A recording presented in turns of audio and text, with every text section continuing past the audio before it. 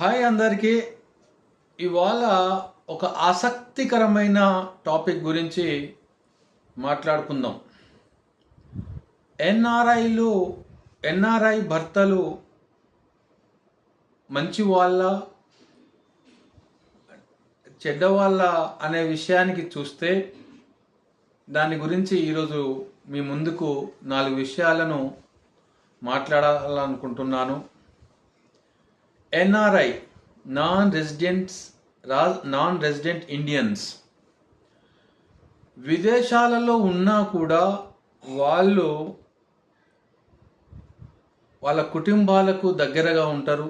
వాళ్ళ మనసు కూడా వాళ్ళ పేరెంట్స్ దగ్గర ఉంటాయని నేను అనుకుంటున్నా. ఇంటికి, వారి కుటుంబానికి, ఆ గ్రామానికి, మన దేశానికి మంచి డెవలప్మెంట్, మంచి జీవన శైలిని కలిగి ఉంటారని నా నమ్మకం. భవిష్యత్తులో కూడా ఒక సురక్షితంగా ఉండే మార్గాలు అడ్వాన్స్గా వాళ్ళు ఆలోచిస్తారని నా దృఢ సంకల్పం. అయితే పెళ్లి విషయానికి వచ్చేసి ఈ ఎన్ఆర్ఐ భర్తలు ఎవరైతే ఎన్ఆర్ఐలు ఉన్నారో వాళ్ళు మంచి వాళ్ళ చెడ్డ వాళ్ళకి పిల్లనియొచ్చా ఇవ్వకూడదా అనేది చూస్తే చాలా విషయాలలో మా దగ్గరికి వచ్చినటువంటి కస్టమర్లలో మేము చేసినటువంటి దాదాపుగా ఒక 45-47 ఎన్ఆర్ఐ సంబంధాలను చూసాము. సంబంధాలు చూసి పెళ్లి చేశాము. వాళ్ళు హ్యాపీగానే ఉన్నారు.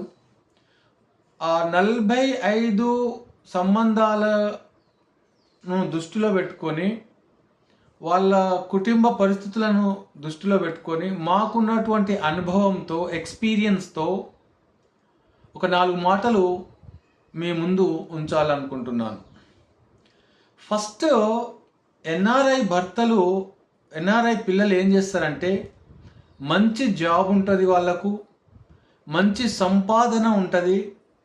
కాబట్టి ఆ కుటుంబానికి, తను చేసుకోబోయే అమ్మాయికి ఎలాంటి ఆర్థికపరమైన ఒడిదుడుకులు ఉండే అనేది మేము చేసినటువంటి 45 మ్యారేజ్ ఎన్ఆర్ఐలు ఏవైతే ఉన్నాయో వాళ్ళని బట్టి మాకు అర్థమవుతా ఉంది. రెండో విషయానికి వస్తే, విదేశాలలో వాళ్ళు ఉంటారు, అక్కడి కల్చర్ని అడాప్ట్ చేసుకుంటారు, ఇక్కడి కల్చర్ని అడాప్టింగ్గా ఉంటారు. కాబట్టి వాళ్ళు విస్తృతమైన ఒక బ్రాడ్ మైండెడ్గా ఉంటారు. వాళ్ళు ఏ విషయాన్ని కూడా చాలా సున్నితంగా, చాలా బ్రాడ్ సెన్స్తోనే, చాలా ఉన్నతమైన విషయంగా భావించి నిర్ణయాలు తీసుకుంటారు. ఇంకో విషయానికి వస్తే, ఎన్ఆర్ఐ భర్తలు వాళ్ళ భార్య విషయంలో ఒక కాన్సెప్ట్ను కలిగి ఉంటారు. తను కూడా భార్య అయినప్పటికీ నాతో షీఈ్ ఈక్వల్ టు మీ. ఆమె ఎందులో కూడా నాకంటే తక్కువ కాదు. నేను కూడా వర్క్ చేస్తున్నా, తను కూడా వర్క్ చేస్తుంది, జాబ్ చేస్తుంది. కాబట్టి ఈ యొక్క మానసికంగా ఉంటారు వాళ్ళు. కాబట్టి సాంప్రదాయకంగా ఆధునికతను రెండింటిని జోడించి వాళ్ళు తన భార్య విషయంలో క్లియర్గా, అంటే రెస్పెక్టబుల్గా వాళ్ళ భార్యను గౌరవించుకుంటూ ముందుకు సాగుతారు. ఇంకా ఏదైనా అభిప్రాయ భేదాలు వస్తే తను నిర్మోహమాటంగా తను ఏమనుకుంటుండో, what he expecting from her అనేది ఆమె ముందు పెడతాడు. తను కట్టుకున్న భార్య కూడా అదే విధంగా ఉంటుంది. కాబట్టి తనకు ఏదైనా వేరే రకంగా చేస్తే, అంటే నచ్చకుంటే తను కూడా మొహమాటం లేకుండా చెప్పేస్తుంది. కాబట్టి ఇలాంటి విషయాలలో ఎన్ఆర్ఐ భర్తలు బెస్ట్ అని నా ఒపీనియన్. అయితే అక్కడ భార్యకు కూడా ఉద్యోగం ఉంటుంది, లేదా లేకున్నా ఆ భర్తలు ఏం చేస్తారంటే వాళ్ళకు ఎక్కడైనా జాబ్ వెతికి పెట్టించే జాబ్లో జాయిన్ చేపించేటందుకు అవకాశం ఉంటుంది. తనకంటూ ఒక సొసైటీలో గుర్తింపు ఉండాలని ఈ అమ్మాయి అయినా అబ్బాయి అయినా కోరుకుంటారు. ఇలా ఈ విధంగా చెప్పుకుంటూ పోవాలంటే ఎన్ఆర్ఐల భర్తలు చాలా పాజిటివ్నెస్ కలిగిన వారే. కానీ అందరూ ఎన్ఆర్ఐలు ఒకేలా ఉండరని గుర్తుంచుకోవాలి మనం. సరైన ఒక వ్యక్తిని, ఎన్ఆర్ఐ వ్యక్తిని ఎంచుకునేటప్పుడు